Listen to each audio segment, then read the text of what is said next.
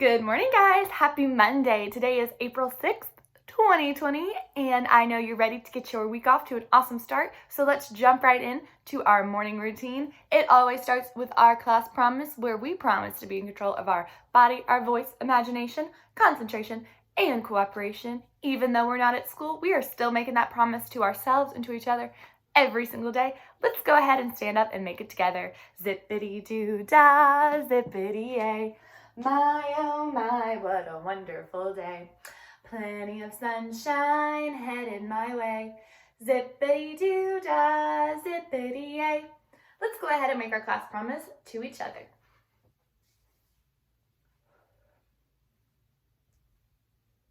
Perfect.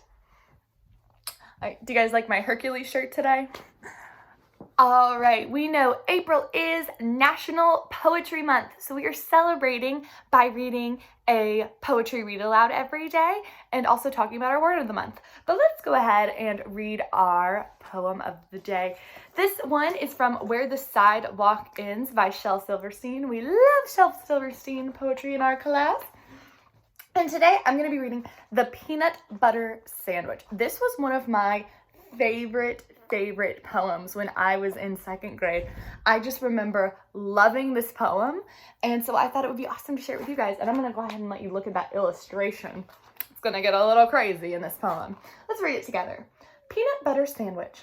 I'll sing you a poem of a silly young king who played with the world at the end of a string, but he only loved one single thing, and that was just a peanut butter sandwich. His scepter and his royal gowns, his regal throne and golden crowns, were brown and sticky from the mounds and drippings from each peanut butter sandwich. His subjects all were silly fools, for he had passed a royal rule that all they could learn in school was how to make a peanut butter sandwich. I'm noticing some repetition. He would not eat a sovereign steak, he scorned his soup and kingly cake, he told his courtly cook to bake an extra sticky peanut butter sandwich. And then one day he took a bite and started chewing with delight and found his mouth was stuck quite tight from that last bite of peanut butter sandwich. His brother pulled, his sister pried, the wizard pushed, his mother cried, my boy's committed suicide from eating his last peanut butter sandwich. The dentist came, the royal doc, the royal plumber banged and knocked, but still those jaws stayed tightly locked. Oh, darn that sticky peanut butter sandwich. The carpenter, he tried with pliers, the telephone man tried with wires, the fireman, they tried with fire, but they couldn't melt that peanut butter sandwich. With ropes and pulleys, drills and coil, with steam and lubricating oil, for 20 years of tears and toil, they fought that awful peanut butter sandwich. Then they all looked at then all his royal subjects came. They hooked his jaws with grappling chains and pulled both ways that might and main against that stubborn peanut butter sandwich. Each man and woman, girl and boy put down their plows and plots and toys and pulled until crack, oh joy, they broke right through that peanut butter sandwich.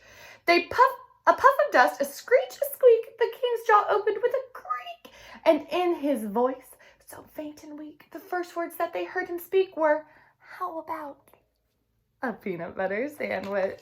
Oh my goodness, that is such a fun, silly poem.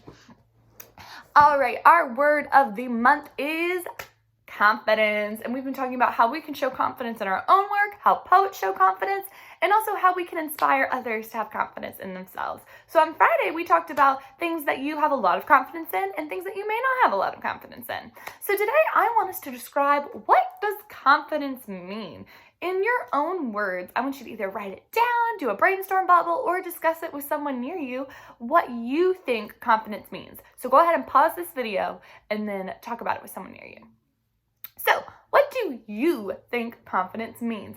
When I think of confidence, I think it means like you strongly believe that you can do something and you can do it right, or standing up for something, having a really firm belief in something is what I think confidence means. Remember, in your own words doesn't mean just Googling it on the dictionary and then reading that definition. It means putting in what you think. So, think about how you can describe confidence in your own words today. The poem of the day from the Poetry Foundation, which as always is linked on your daily lesson plan, is called If by Karen Jo Shapiro. And this poem is probably one of my favorites. I've actually never read it before, but when I read it, I knew I had to share it with you guys. So, If by Karen Jo Shapiro. If you can't wait to pick up a book right now and read it through until the very end to find out who did what and why and how, then lucky you, you're a reader, my friend. That is so awesome. I love that book because of course, not that book. I love that poem because of course it's about books. It's about reading. One of my favorite things.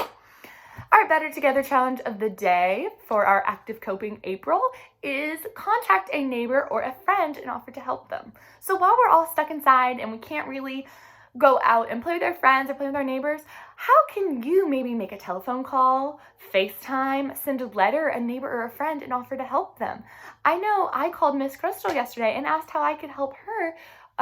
She's really bummed about not being at Furman right now. And she said I could just hang out and talk with her on FaceTime. So we just FaceTimed yesterday and just chatted and caught up. So sometimes just being there for someone is a great way that you could offer help to them. So brainstorm a couple of ways that you can help out a neighbor or friend today, even though we're in our own homes right now. Our language of the month is French, and we are counting to 10 in French this month. And for our Get Fit card today, we are going to do calf raises. I think we've done these before. They're super easy. All you're gonna do is rise up on your tiptoes and then put your heels back on the ground. So up on the tiptoes, heels on the ground. I'll show you and it'll make a little bit more sense. But this is great to get those calves worked out this morning. Let's do it, counting to 10 in French. So I know you can't see my feet, but you're gonna go up on your tiptoes and then put your heels on the ground. Up on your tiptoes, heels on the ground. And you should feel it right here in your calves. All right, let's do it. 1, 2, 3, 4, 5, 6, 7, 8, 9, 10.